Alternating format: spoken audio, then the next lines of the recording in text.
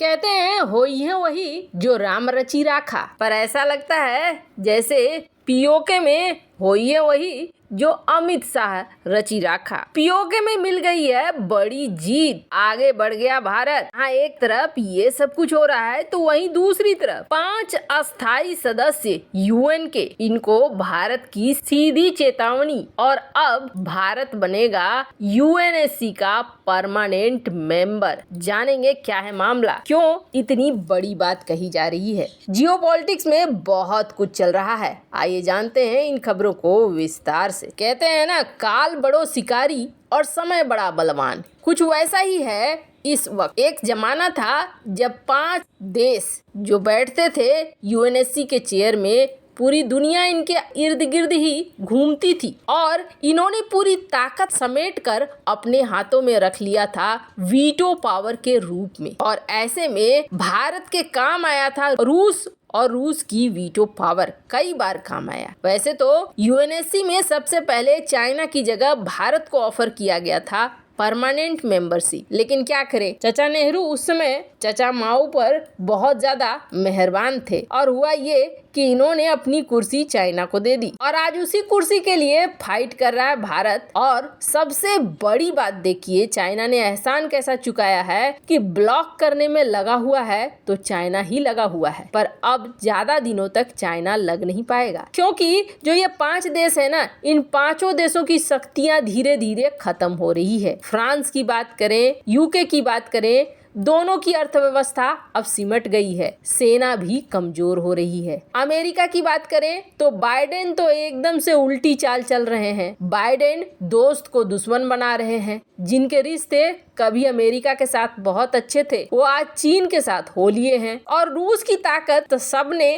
तब देख ली यूएनएससी में, जब रूस यूक्रेन मुद्दे पर एक प्रस्ताव आया और इतने सारे देशों को अकेले रूस की एक वीटो ने चुप करा दिया। तब समझ में आया कि अगर यूएन को रिफॉर्म नहीं किया गया और खुद को यूएन में शामिल नहीं करवाया गया तो बड़ी दिक्कत है। वीटो पावर हासिल करना बहुत ज्यादा जरूरी है। अब भारत की तरफ से अचानक से एक बयान आया है और वो बयान भी किसी आम इंसान ने नहीं दिया है, बल्कि ये बयान दिया है डॉक्टर एस जयशंकर ने। डॉक्टर एस जयशंकर ने ये कहा है कि अब ज्यादा दिन दूर नहीं है, भारत को मिलेगी यूएनएससी की परमानेंट मेंबरशिप। हालांकि वीटो पावर को लेकर कोई खुलासा किया नहीं गया है, पर आपको बता दें, पहले भी कहा जाता था कि परमानेंट मेंबरशिप मिलेगी पर वीटो पावर नहीं मिलेगा। पर उस समय भी भारत यही कहता था कि वीटो पावर नहीं मिलेगा तो परमानेंट मेंबरशिप की कोई वैल्यू नहीं है।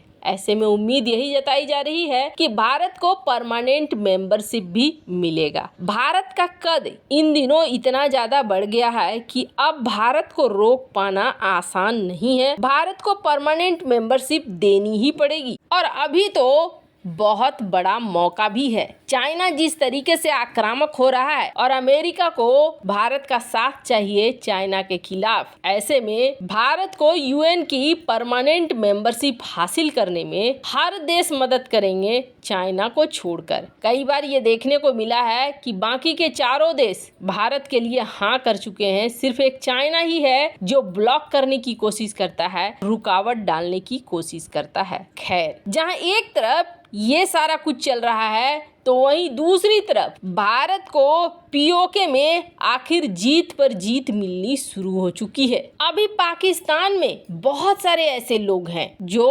पाकिस्तान के बंटवारे को लेकर बहुत ज्यादा दुखी हैं और ऐसे लोगों में कई बड़े लेवल के लोग भी हैं। इस वक्त आम जनता का एक बड़ा हिस्सा मानता है कि जो बंटवारा हुआ है वो बंटवारा बिल्कुल भी सही नहीं हुआ है, बंटवारा होना ही नहीं चाहिए था और भारत के साथ जुड़े रहना चाहिए था। पाकिस्तान में महंगाई ने 50 साल का रिकॉर्ड तोड़ दिया है। 2 वक्त की रोटी के लिए जनता तरस रही है और भूखे पेट जिहाद नहीं होता है। पाकिस्तानी जर्नलिस्ट आरजू काजमी एक ट्वीट सुर्खियों में आ गई है। आरजू वो पाकिस्तानी जर्नलिस्ट है जिनकी भारत में काफी फैन फॉलोइंग है। पाकिस्तान की स्थिति पर भी उनके वीडियोज काफी वायरल होते हैं। फिलहाल तो आरजू का एक ट्वीट तेजी से वायरल हो रहा है और ये ट्वीट है सन 1947 के बंटवारे से जुड़ा हुआ। आरजू काजमी ने अपने ट्वीट में अपने पूर्वजों के उस फैसले पर अफसोस जताया जिसमें उन्होंने बंटवारे के बाद भारत से पाकिस्तान आने का फैसला किया। 1 अप्रैल को आरजू ने ट्वीट किया और लिखा,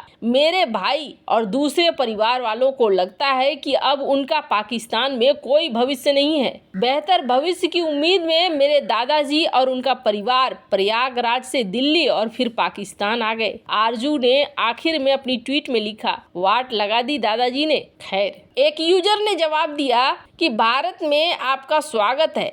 तो वहीं भारतीय जनता पार्टी के नेता मंसूर अहमद नाइक ने जवाब में लिखा, चिंता मत करिए अब्बा, भारत का दिल बहुत बड़ा है। ये जो है ना, ये स्थिति पाकिस्तान के एक बड़े वर्ग का है जो ये मान रहा है कि हमारा भविष्य पाकिस्तान के साथ नहीं है। ऐसी ही परिस्थितियां देखी जा रही है बहुत बड़ी संख्या में पाकिस्तान के अंदर। अब इन सब के बीच में भारत आगे बढ़ रहा है पीओके के लिए, ये पाकिस्तान भी जानता है। और हमने आपको बताया था कि किस तरीके से सेंधमारी हो गई है पीओके की असेंबली में। ये बात तो हो गई कि दिन दहाड़े जीत गया है भारत। क्योंकि पीओके की असेंबली में जो खेल शुरू हुआ, इसकी उम्मीद नहीं थी कि पाकिस्तानी इसे पूरा होने देंगे। पाकिस्तानी सेना, पाकिस्तानी सरकार सब बोलने लगे कि पीओके में जो असेंबली कर रही है वो गलत कर रही है।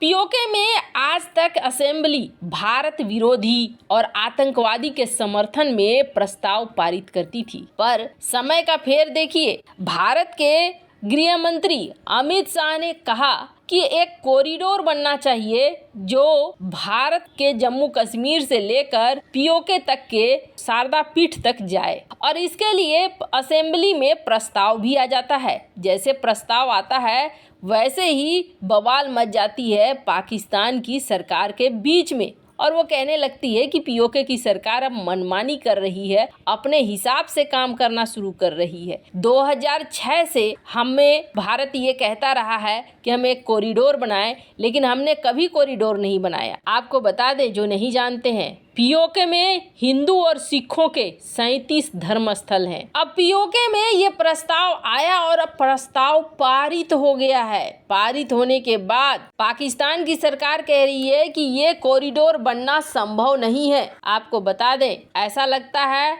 जैसे कि अब पहली जीत भारत को मिल गई है। 40 किलोमीटर लंबा ये कॉरिडोर बनेगा जो कश्मीर के कुपवाड़ा से शुरू होगा और यहाँ तक पहुँचेगा। वैसे आपको क्या लगता है, क्या भारत सही दिशा में चल रहा है या नहीं चल रहा है? कमेंट कर अपनी राय जरूर बताएं। जल्द मिलते हैं अगले वीडियो में नई खबर के साथ।